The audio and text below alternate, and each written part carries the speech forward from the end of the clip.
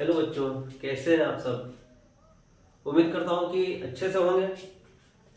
और आइए आज हम लोग शुरू करते हैं क्लास 10 का विज्ञान। इसमें 3 पार्ट है विज्ञान में।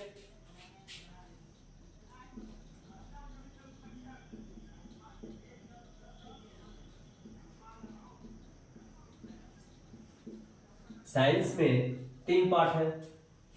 फर्स्ट पार्ट रसायन विज्ञान है।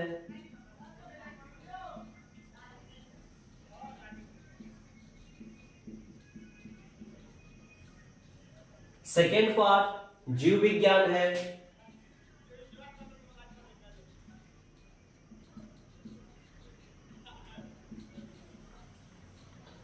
और थर्ड पार्ट भौतिक विज्ञान है। तो इसमें भौतिक विज्ञान यानी कि फिजिक्स है। हम लोग शुरू करते हैं भौतिक विज्ञान का पहला चैप्टर से, प्रकाश चैप्टर से, जो बहुत ही इंपॉर्टेंट है क्लास 10 के लिए भी। और आप जब जाइएगा 12th क्लास में उसके लिए भी। सो बहुत ही इत्मीनान से पढ़िए, बहुत ही ध्यान से पढ़िए और इस वीडियो को आप पूरा देखिए। अगर आप चैनल पर नए हैं तो इसको सब्सक्राइब कीजिए, यह वीडियो अपने दोस्तों को शेयर कीजिए और आप भी पूरा देखिए। तो शुरू करते हैं हम लोग भौतिक विज्ञान का पहला चैप्टर प्रकाश।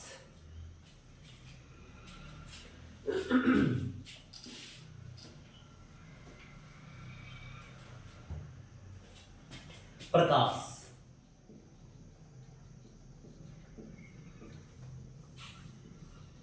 लाइट।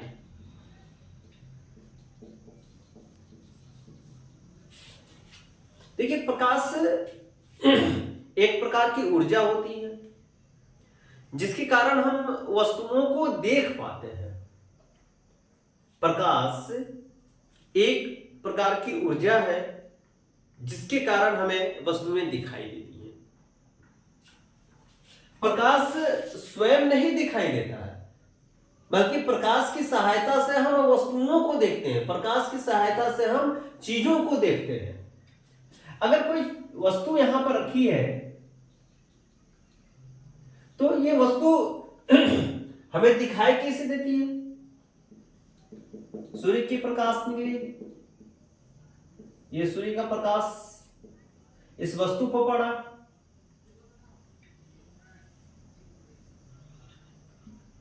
और यहां से एंगल बना हमारी आंखों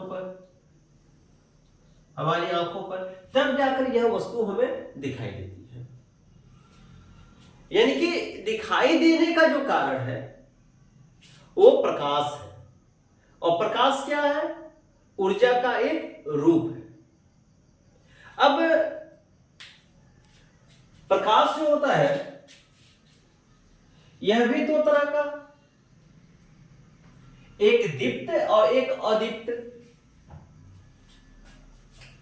एक होता है दीप्त प्रकाश, दीप्त कहेंगे इसे हम, और एक होता है अदीप्त। दीप्त में ऐसी वस्तुएं जिनके अंदर खुद का प्रकाश है, जिसके पास अपना स्वयं का प्रकाश है, वह दीप्त वस्तुएं होगी। जैसे सूर्य, जैसे तारे, विद्युत बल्ब,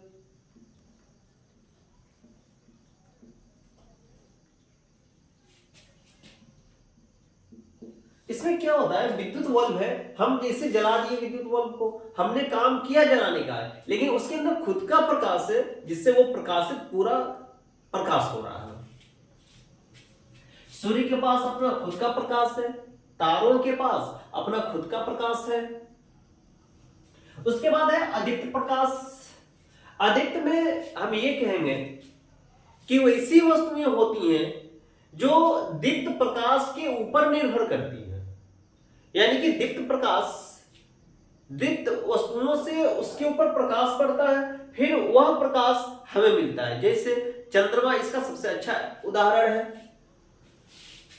चंद्रमा चंद्रमा चंद्रमा पर क्या होता है, सूर्य से प्रकाश पड़ता है चांद के ऊपर, और चांद से प्रकाश हमें मिलता है, रिफ्लेक्ट हो जाता है, वहां से परावर्तन हो जाता है, तो इसको हम कहेंगे अदीप्त। उसके बाद प्रकाश का गुण देखते हैं हम।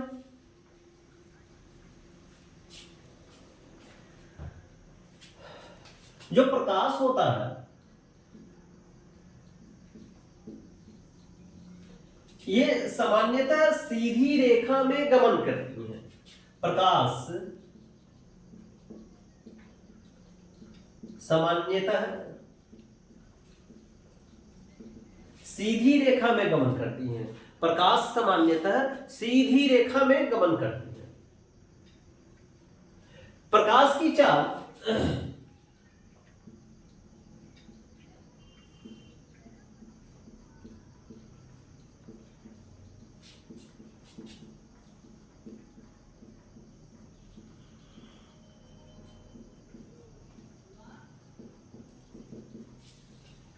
उसके बाद है जो प्रकाश की चाल होती है निर्वात में,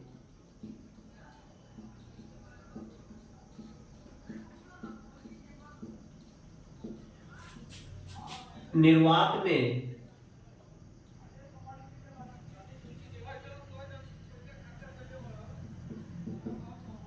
3 × 10⁸ मीटर प्रति सेकेंड। निर्वात में 3 × 10⁸ मीटर प्रति सेकेंड होती है। प्रकाश का एक और भी गुण है,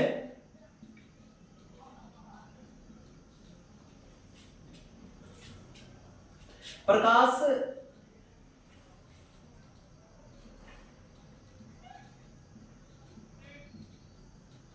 गमन करने के लिए प्रकाश को किसी माध्यम की आवश्यकता नहीं होती है।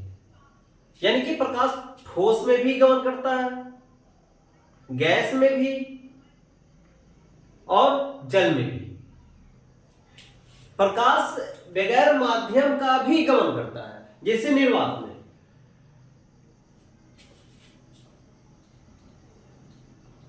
प्रकाश विद्युत चुंबकीय गुण प्रदर्शित करता है।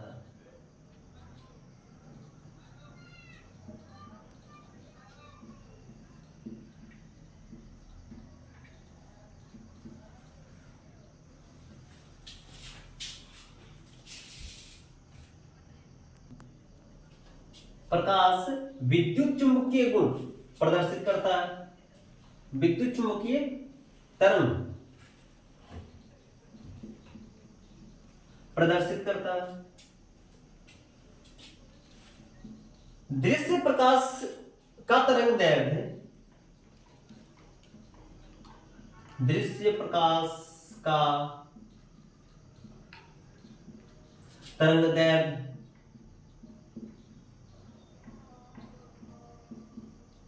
4000 एंगस्ट्रॉम से 8000 एंगस्ट्रॉम तक होता है। दृश्य प्रकाश का तरंगदैर्घ्य 4000 एंगस्ट्रॉम से 8000 एंगस्ट्रॉम तक होता है। उसके बाद अब हम लोग प्रकाशिक माध्यम के बारे में थोड़ा जाने। प्रकाशिक माध्यम, जो प्रकाशिक माध्यम है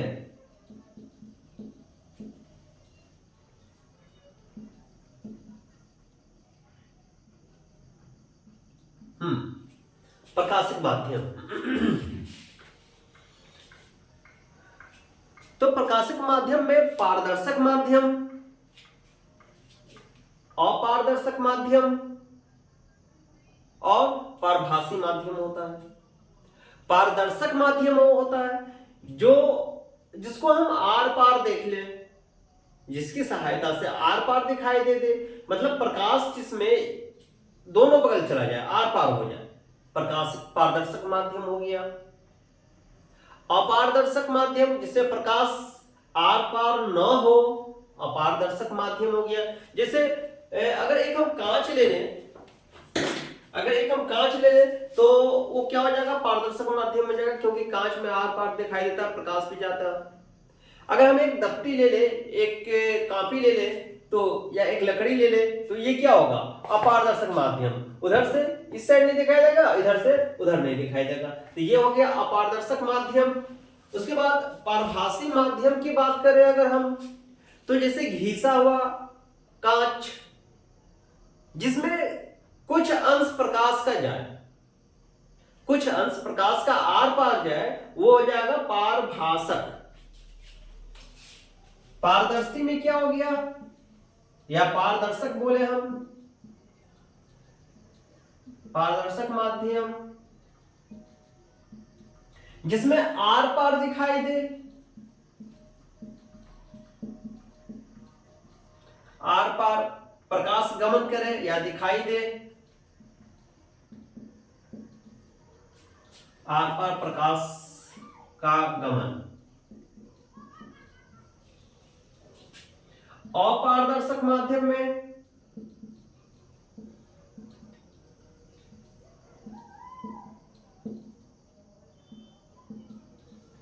जिसमें आर पार न दिखाई दे,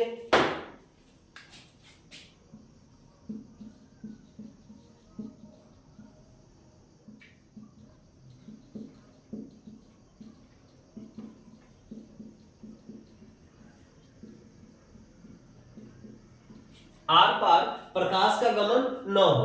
उसके बाद होता है एक पारभासक, एक होता है पारभासक माध्यम या पारभासी माध्यम।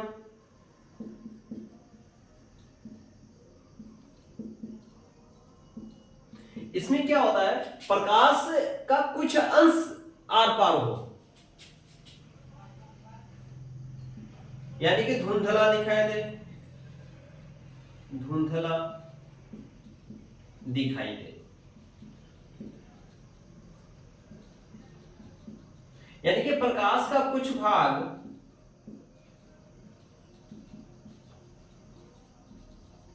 कुछ अंश आर पार हो।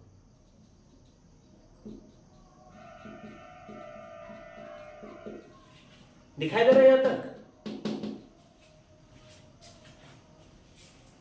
ठीक ठीक। प्रकाश का कुछ अंश आर पार हो। एग्जाम्पल में दे दे, घिसा हुआ कांच, तेलीय कागज, या फिर गंदा जल इत्यादि। अब हम प्रकाश किरण के बारे में कुछ बात कर लें। प्रकाश किरण,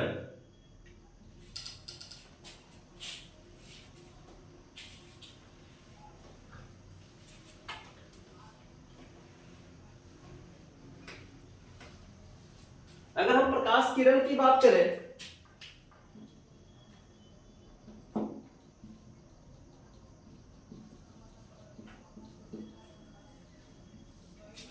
प्रकाश किरण, प्रकाश किरण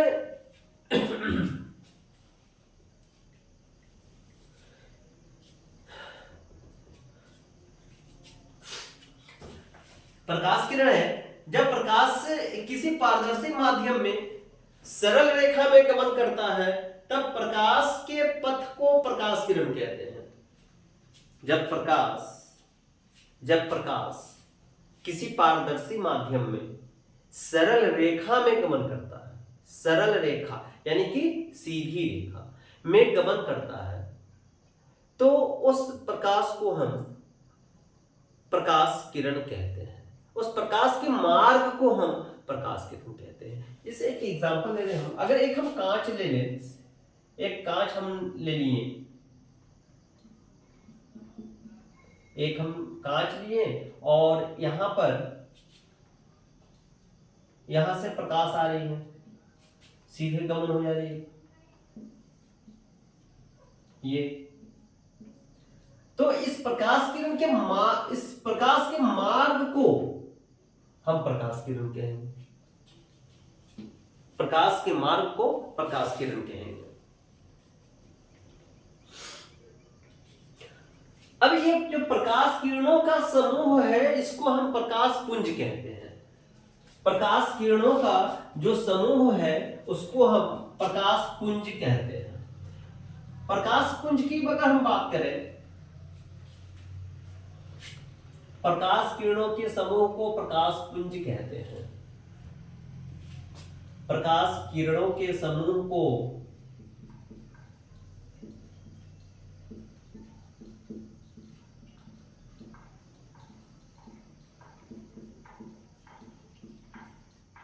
प्रकाश पुंज कहते हैं।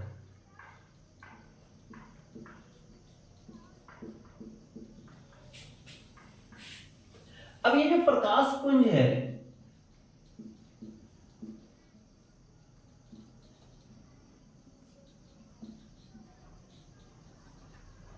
ये जो प्रकाश पुंज है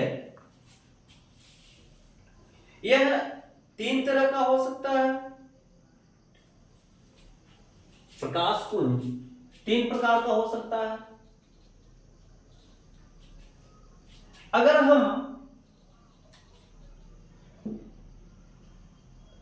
अगर कोई प्रकाश की किरण है और वो एक जगह आकर मिल रही है,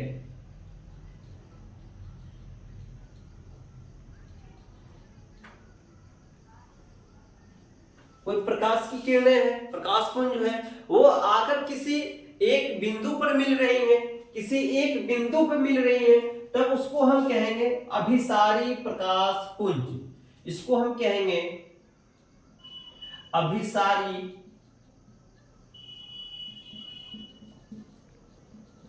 प्रकाश पुंज।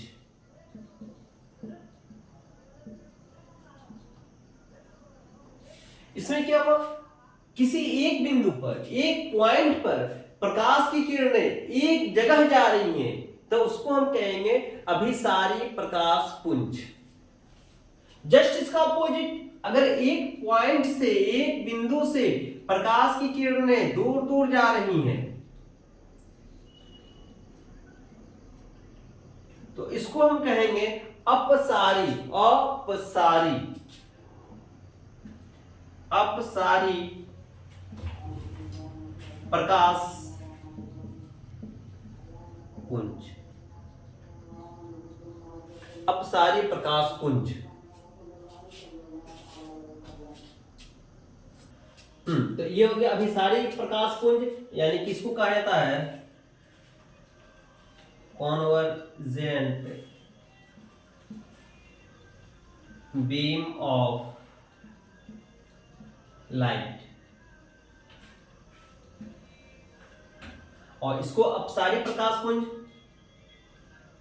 Divergent beam of light.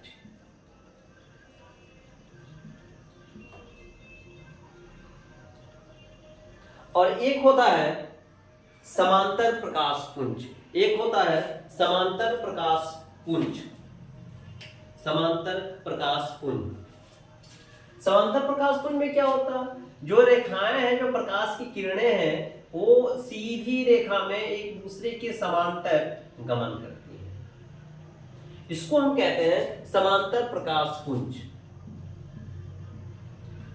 समांतर प्रकाश पुंज।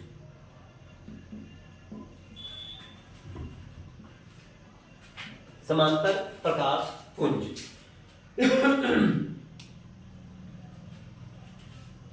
Parallel beam of light.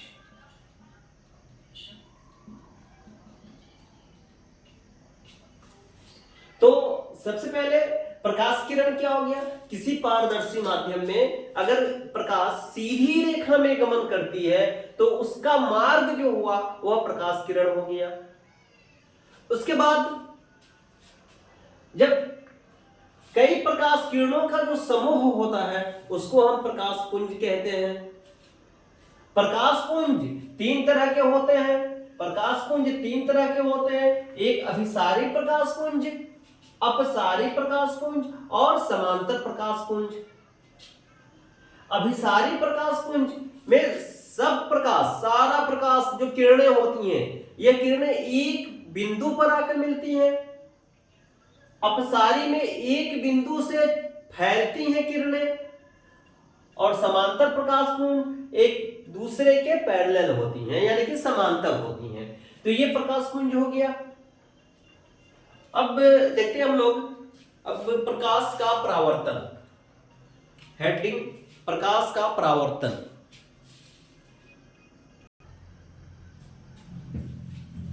तो हेडिंग देते हैं हम लोग प्रकाश का परावर्तन, रिफ्लेक्शन ऑफ लाइट।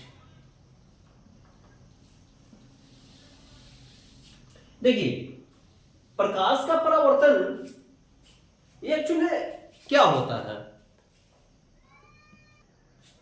जब प्रकाश किसी चिकनी सतह से टकराती है, जब प्रकाश किसी चिकनी या चमकदार सतह से टकराती है तो उसका अधिकांश भाग परावर्तित हो जाता है, उसी माध्यम में वापस लौट जाता है। फिर से, जब प्रकाश किसी चिकनी या चमकदार सतह से टकराती है तो प्रकाश का अधिकांश भाग उसी माध्यम में वापस हो जाती है। देखते हैं, अगर हम यहां पर एक चिकनी सतह ले लें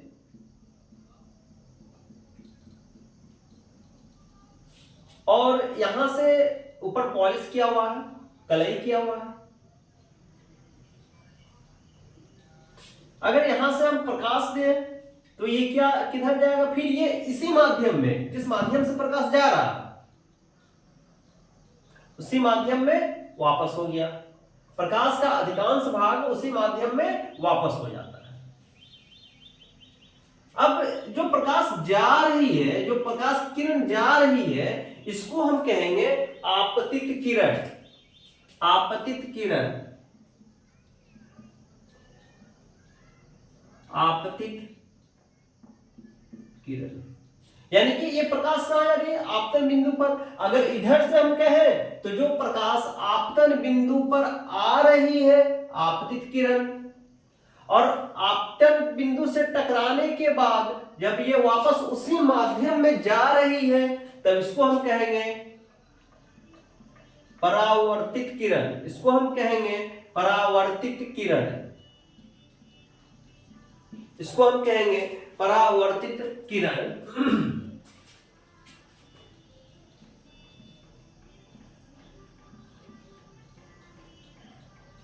क्या हो गया, यह आपतित किरण, ये परावर्तित किरण। अगर इसी में हम एक अभिलंब ले लें, एक अभिलंब हमने ले लिया, इसका नाम है अभिलंब, ये इसको हम अभिलंब लिख देंगे, अभिलंब। इस पॉइंट को हम कहेंगे आपतन बिंदु।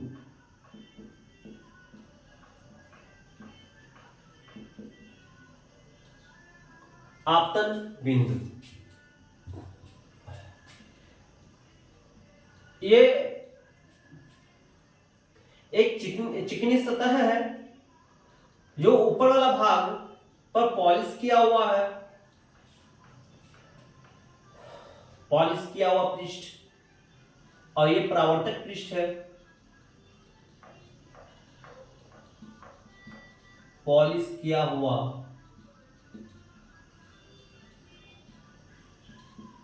पृष्ठ। यह जो है परावर्तक पृष्ठ है, या फिर हम ये कहें चिकनी सतह। चिकनी सतह ही कहा जाए इसको, चिकनी सतह है ये, या चमकदार सतह है।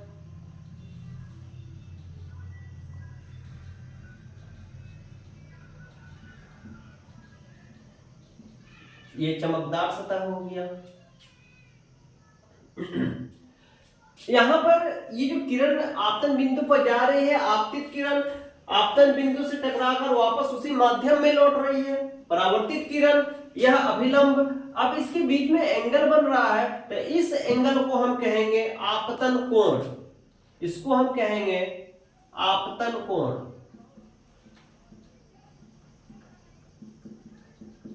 और इसको हम आई से डिनोट करते हैं और इस एंगल को कहेंगे हम परावर्तन कोण। आपतन कोण, परावर्तन कोण।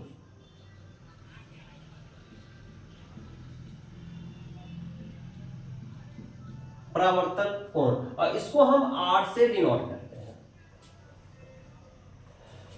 सबसे पहले प्रकाश का परावर्तन।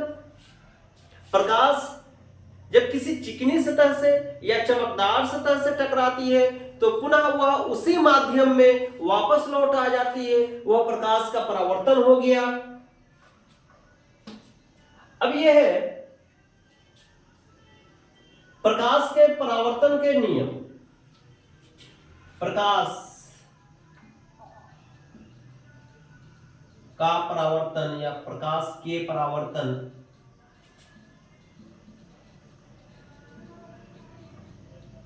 का नियम।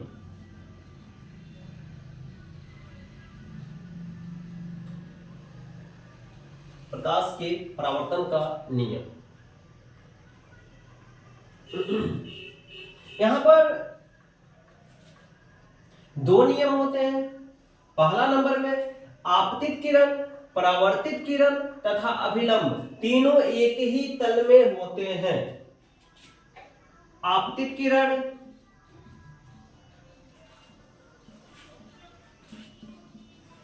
परावर्तित किरण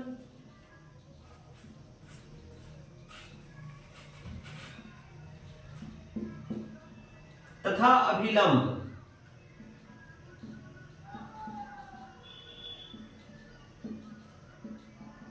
तीनों एक ही तल में होते हैं।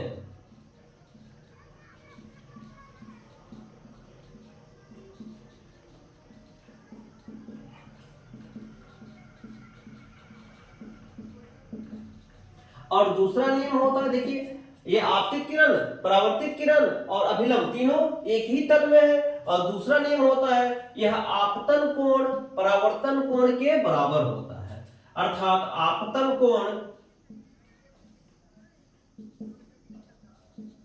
बराबर परावर्तन कोण। ये आपका प्रकाश का परावर्तन, प्रकाश के परावर्तन का नियम हो गया। तो आज हम लोगों ने पढ़ा प्रकाश के बारे में। प्रकाश एक प्रकार की ऊर्जा है जिससे हम वस्तुओं को देख पाते हैं। अब प्रकाश में दो स्रोत होता है, एक दीप्त प्रकाश स्रोत, एक अदीप्त प्रकाश स्रोत। दीप्त प्रकाश स्रोत में जिसके पास खुद की रोशनी है, जैसे सूर्य, तारे, विद्युत बल्ब आदि। अदीप्त प्रकाश में जैसे चांद। अदीप्त प्रकाश स्रोत में जैसे दीप्त प्रकाश स्रोत से वह प्रकाश पाकर प्रकाश हमें प्रदान करता है, वह चमकता है, जैसे चांद। सबसे अच्छा एक उदाहरण चांद है। कांच है, शीशा, शीशे पे जब हम प्रकाश डालते हैं तो वहां से फिर प्रकाश परावर्तन होकर अलग प्रकाश देता है। फिर हमने पढ़ा स्रोत, ये माध्यम, प्रकाशिक माध्यम। प्रकाशिक माध्यम तीन, पारदर्शक, अपारदर्शक, पारभासक। पारदर्शक वो है जिसमें आर पार दिखाई दे दे। अपारदर्शक वो है जिसमें सिर्फ एक ही तरफ दिखाई दे, मतलब उसके पार ना दिखाई दे। और पारभासक वो है जिसमें प्रकाश का कुछ अंश आर पार निकल जाए। उसके बाद हमने पढ़ा किरण, प्रकाश की किरण जो किसी पारदर्शक माध्यम में सीधे पथ पर गमन करती है, वह जो मार्ग होता है वो प्रकाश किरण होता है। उसके बाद हमने पढ़ा प्रकाश पुंज। प्रकाश पुंज प्रकाश किरणों का समूह प्रकाश पुंज कहलाता है। तीन प्रकार का प्रकाश पुंज हो गया। अभिसारी जिसमें सारे प्रकाश एक बिंदु पर आकर मिलते हैं। अपसारी एक बिंदु से चारों तरफ जाते हैं, फैलते हैं। और समांतर जो प्रकाश है एक दूसरे के समांतर रेखा में गति करते हैं। उसके बाद हमने पढ़ा प्रकाश का परावर्तन। प्रकाश का परावर्तन जब कोई प्रकाश किरण किसी चिकनी या चमकदार सतह से टकराकर पुनः उसी माध्यम में लौट आती है, वह प्रकाश का परावर्तन होता है। और उसके बाद हमने परावर्तन का नियम पढ़ा। तो परावर्तन का नियम में आपतित किरण, परावर्तित किरण और अभिलंब तीनों एक ही तल में होते हैं, और आपतन कोण यानी कि आई और परावर्तन कोण बराबर होते हैं, यानी कि कोण आई इक्वल टू कोण आर। तो आज हमने ये पढ़ा। कल हम पढ़ेंगे दर्पण के बारे में, और दर्पण उससे हम लोग किरण आरेख भी बनाएंगे। ठीक है, आज हम यहीं पे खत्म करते हैं। Okay, bye.